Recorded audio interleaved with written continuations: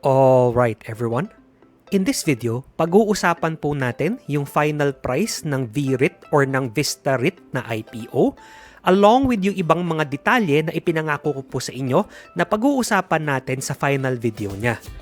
So ready na ba kayo? Start na tayo, no? Medyo mahaba-haba rin yung pag-uusapan natin. Bago tayo magsimula, basahin ko lang po sa inyo yung nakalagay na kumbaga mission vision sa kanilang prospectus. The principal investment mandate and strategy of VistaREIT is to invest on a long-term basis in a diversified portfolio of income-generating commercial real estate assets strategically located within Vista Land Group's integrated developments or in key urban areas. Okay? Sarap pakinggan, no? Parang ang ganda. Now, yung final price po ng VREIT will be at 1.75 per share, down from yung initial na up to 2.5 na sinabi nila. Now, I'm gonna be honest, I was actually a little surprised. I was half expecting na they were gonna try and sell tong VREIT at the highest possible price. So nagulat ako na medyo binabaan nila ng konti, which is a good thing, no, para sa mga investors. Now, the number of shares being offered is 2,750,000,000 na secondary shares. Now, as I said before sa iba nating mga REIT IPO na videos, medyo common lang po yun sa mga REITs na hindi primary shares yung ina-offer. Okay? Now, the stock code for the VistaREIT IPO will be VREIT. And then the offer period will be on May 30 hanggang June 3, 2022. With the listing date, assuming hindi ma-delay ulit, at June 15, 2022. Now, so far sa mga REITs natin, very often nakaka-encounter tayo ng delay, no? So, I'm hoping na kahit papano, medyo na streamline na nila yung process, natuto na sila from mistakes of the past, diba? And this time around, hindi na siya madidelay from its announced listing date.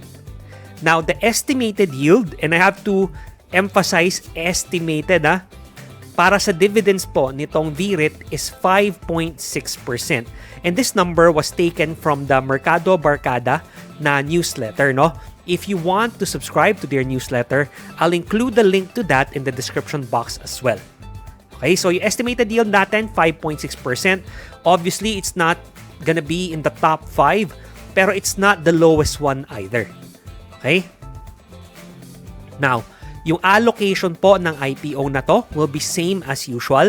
70% ay mapupunta sa institutional offers, 20% sa retail, meaning pwede po natin yung ma-reserve through our brokers and such, no? And then 10% will be LSI or via PSE-EC. Kung hindi pa po kayo marunong paano mag-subscribe via PSE-EC or paano mag-reserve through your broker, I've included links to videos of those as well in the description box. Pero syempre, take note na yung pinakita kong pag-reserve through broker ay ginawa ko lang through broker ko. Maaaring iba po yung procedure, depende kung sino yung broker ninyo. But it should be quite similar. Okay? Now, the minimum subscription for VREIT will be 1,000 shares. And then kung gusto nyo po pong magdagdag, it's gonna be in multiples of 1,000 shares thereafter. Meaning 1,000 yung minimum. Tapos kung gusto nyo magdagdag, hindi po pwede 1,500, hindi pwede 1,600, hindi pwede 1,900. Kailangan 1,000, 2,000, 3,000, 6,000, and so on. Okay? Now, the entire proceeds from the offer shares for this particular na IPO, no, will be used by the selling shareholders in accordance with the reinvestment plan. In accordance with the REIT IRR, the proceeds from the offer shares may be reinvested in income-generating assets in the Philippines within 1 year from the receipt thereof.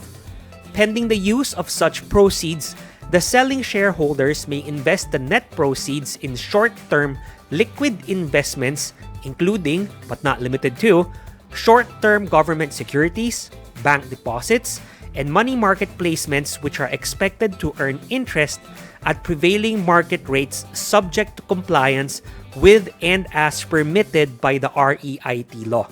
Now, the reason why I copied this word by word from yung prospectus is I wanted to make sure na wala akong maling masabi sa inyo. Kasi ito po yung nakalagay doon na balak nilang paggamitan ng proceeds na makukuha nila from this IPO.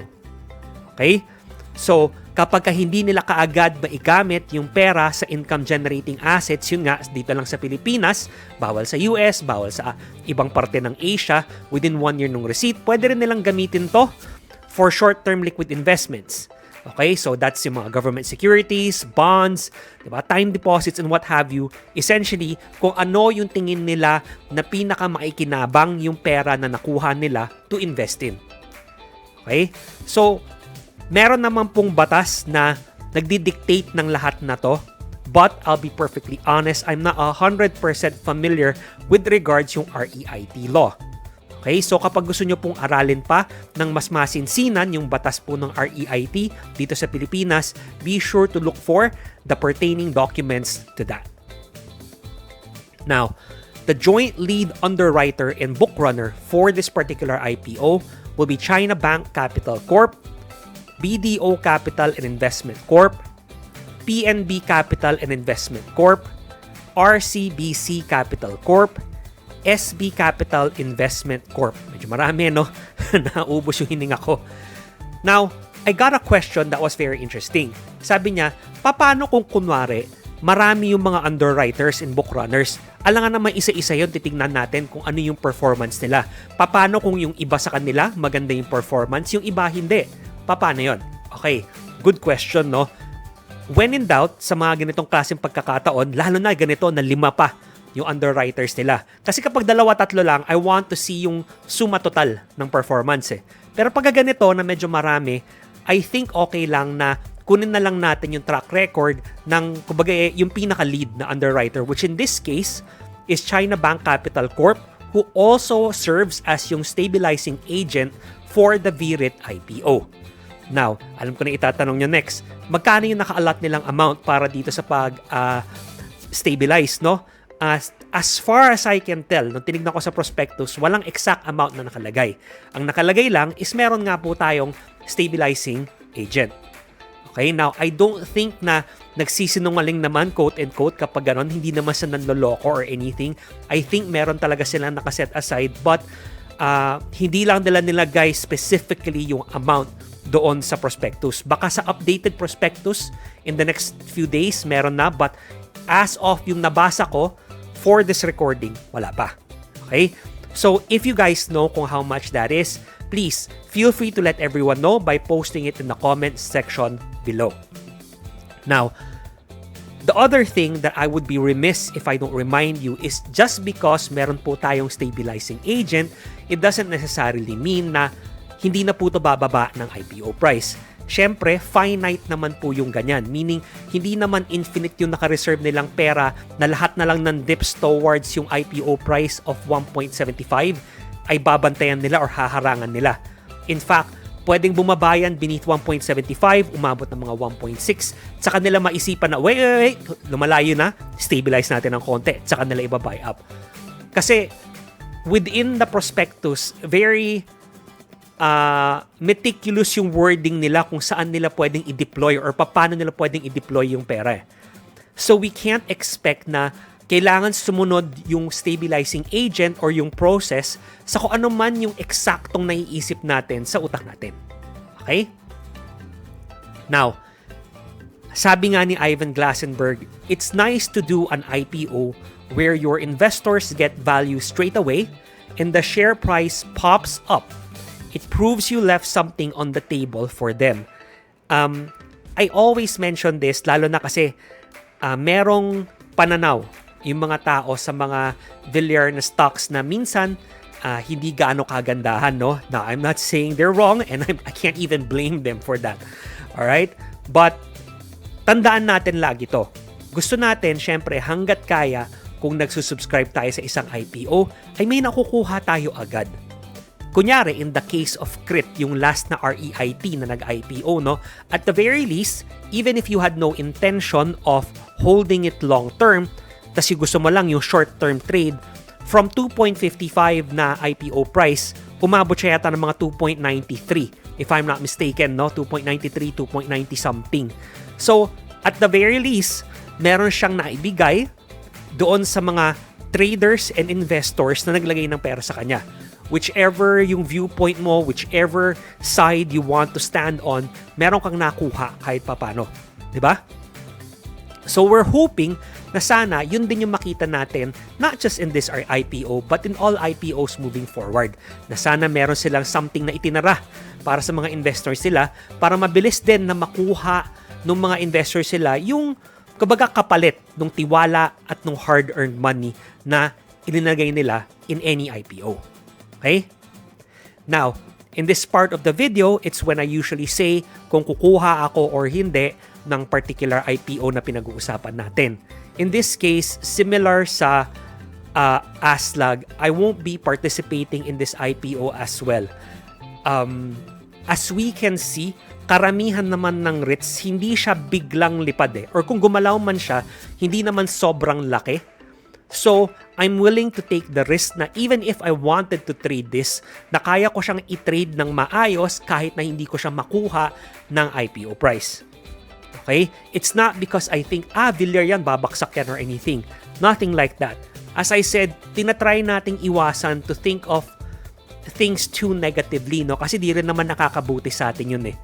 Diba? But it's more of, given current market conditions, I'm confident na even if I wanted to trade this, which to be fair, mga REITs, hindi naman ako excited to trade overall. But even if the opportunity presented itself, I'm confident na kaya ko siyang gawin kahit na hindi ako umentra at the IPO price. Okay? Hindi po ibig sabihin nun na feeling ko babaksak siya ng beneath IPO price or anything. Ha? Nothing like that. I'm not trying to second guess anything. I'm not trying to front run anything. It's just that, again, given current market conditions, I'm more inclined to stay on the sidelines and see what information or data is presented to me before stepping in. Mas may kumpiyansa lang ako sa basa ko, sa analysis ko, sa trade ko, kapag ganun yung ginawa ko, rather than just quote-unquote sumugal, diba, na bumili ng IPO price and everything, para lang matrade sa short term, tapos wala rin mangyayari. Okay? So I hope clear naman yun, no? Kung long-term investors kayo and talagang habol nyo magkaroon ng maraming REITs sa portfolio nyo, please check out yung top 5 high-yield REITs natin dito. I'll put a link to that in the description box below as well. May video din tayo about that. Alright? So guys, as always, no, maraming salamat po sa panonood. I really appreciate it. Good luck and happy trading!